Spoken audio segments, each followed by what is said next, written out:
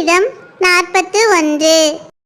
சிறுமைப்பட்டவன் மேல் சிந்தையுள்ளவன் பாக்கியவான். தீங்கு நாளில் கர்த்தர் அவனை விடுவிப்பார்.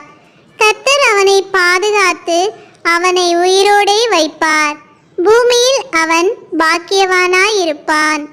அவன் சத்துருக்களின் இஷ்டத்திற்கு நீர் அவனை ஒப்புக்கொடீர். படுக்கையின் மேல் வியாதியாய் கிடக்கிற அவனை கர்த்தர் தாங்குவார். அவனுடைய வியாதியிலே அவன் படுக்கை முழுவதையும் மாற்றி போடுவீர். கர்த்தாவே, என்மேல் இரக்கமாயிரும். உமக்கு விரோதமாய் பாவம் செய்தேன்.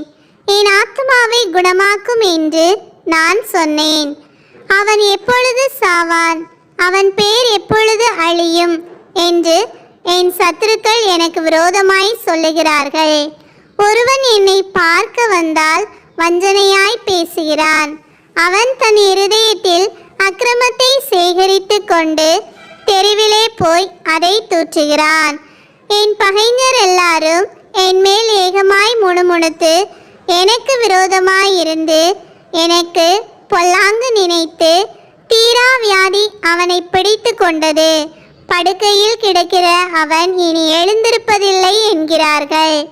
என் பிராண சிநேகிதனும் நான் நம்பினவனும் என் அப்பம் புசித்தவனும் ஆகிய மனுஷனும் என்மேல் தன் குதிகாலை தூக்கினான்.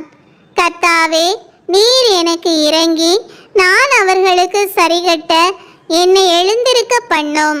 என் சத்துரு என்மேல் ஜெயங்கொள்ளாததினால் நீர் என்மேல் பிரியமாயிருக்கிறீர் என்று அறிவேன். நீர் என் உத்தமத்திலே என்னை தாங்கி என்றென்றைக்கும் உம்முடைய சமூகத்தில் என்னை நிலைநிறுத்துவீர்.